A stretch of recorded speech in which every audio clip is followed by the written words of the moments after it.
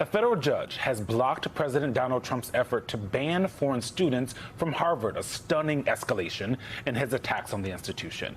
It's just the latest example of Trump pushing the limits of the presidency like we've never seen before. And if it were any other administration, what he's been doing would be considered a huge scandal by now. But wait, there's more. Thursday night, Trump held a private dinner at his golf club in Northern Virginia for 220 crypto investors who bought into his meme coin. In total, guests spent more than $394 million on the cryptocurrency. That's nearly $2 million each on average, according to the blockchain analytics firm Nansen. The event has raised alarm bells, obviously, about whether this allows the ultra-wealthy to buy access to the most powerful person in the world. The White House has claimed that there is no conflict of interest, but ethics experts and Democrats ain't buying it, warning that this is corruption, full stop.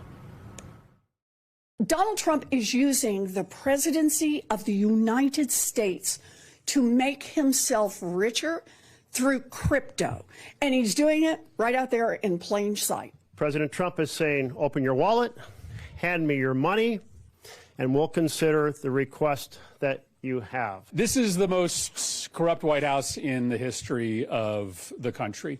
Just because the corruption is playing out in public where everybody can see it doesn't mean that it isn't rampant, rapacious corruption. And it's not just the concerns of the Democratic Party that Trump seems to be ignoring. This week, the Pentagon announced that it has officially accepted that luxury jet from Qatar to use as the new Air Force One, the one that Jonathan continues to remind us is used, a gift that came under scrutiny from both Democrats and some Republicans.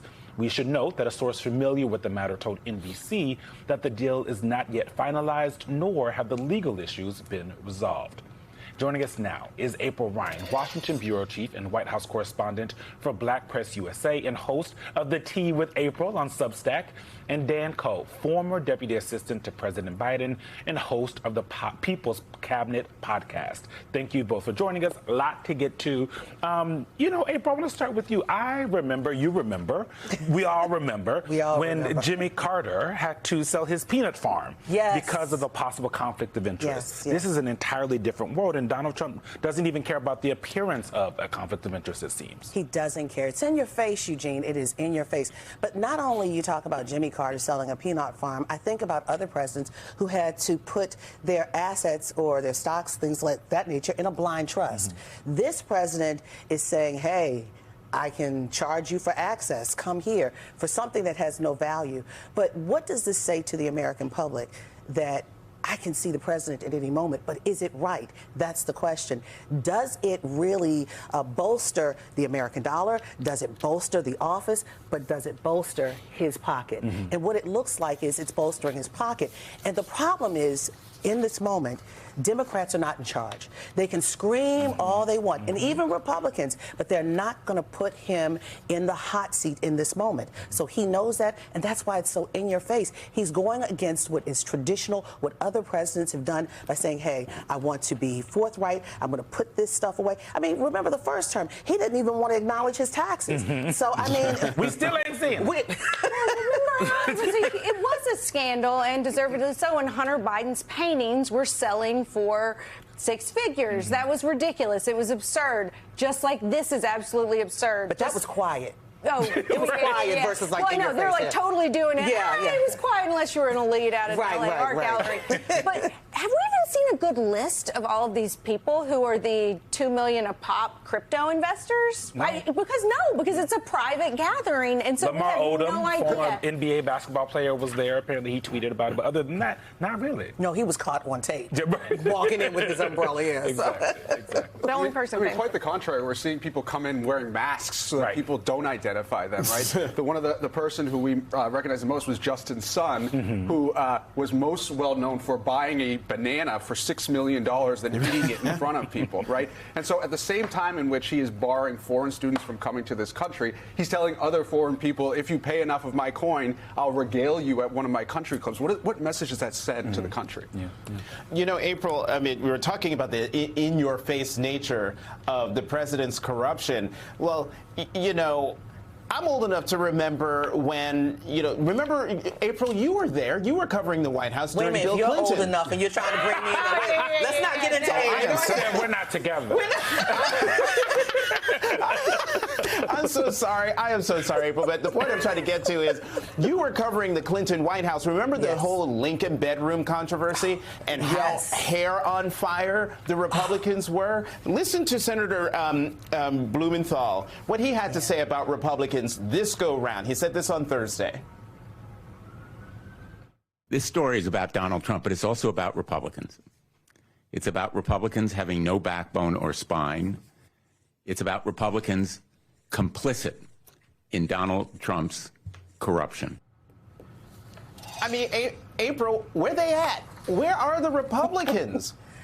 Well, let me say this. It seems like do as I say, not as I do, okay? It's such hypocrisy here. I do remember, I was reporting when Bill Clinton was president during the second term. Yes, we have aged around us, but yes. You aged beautifully, though. Thank you so much. So, exactly. But at this point, I mean, that seems so minimal. And even, remember when Barack Obama and Michelle Obama took that first date on the plane to go to Broadway? Right. They lost their minds. People lost their minds. And this isn't even the brown suit issue. They lost their minds over these issues. And now we have things in your face. And people are like, okay, sitting back. Republicans are sitting back. Democrats are screaming foul. But here's what I'm going to say about the Democrats in this moment. If indeed the House does turn, if indeed the Senate does turn at the midterms, but you can bet your bottom dollar on this. And I'm not talking about the Preakness or the Kentucky Derby. I'm talking about for real. This is a prediction. You can bet your bottom dollar that the Democrats will indeed go after Donald Trump on this, because they cannot just be sitting back. They're taking note of everything. They've got to be, because this is, again, so in your face. Yeah, one of the things that they're probably going to investigate is the entry fees to some of Donald Trump's clubs. And we have it for you. $1 million to join Mar-a-Lago now. That's up from $500,000 during his first term. $125,000 initiation fee at Trump's golf club in Bedminster. That's surging from $75,000 in recent years. More than $300,000 to join another Trump golf club in Florida. That's near Mar-a-Lago. That's according to the Wall Street Journal. Could it be inflation? I mean, could it be inflation? Yes, inflation. Right, exactly. But Dan, that is a president saying to people, if you spend $1 million, join Mar-a-Lago, where he goes almost every weekend. If you pop up, I might pop in and see you and say hi. You get actual access and face-to-face time with the president.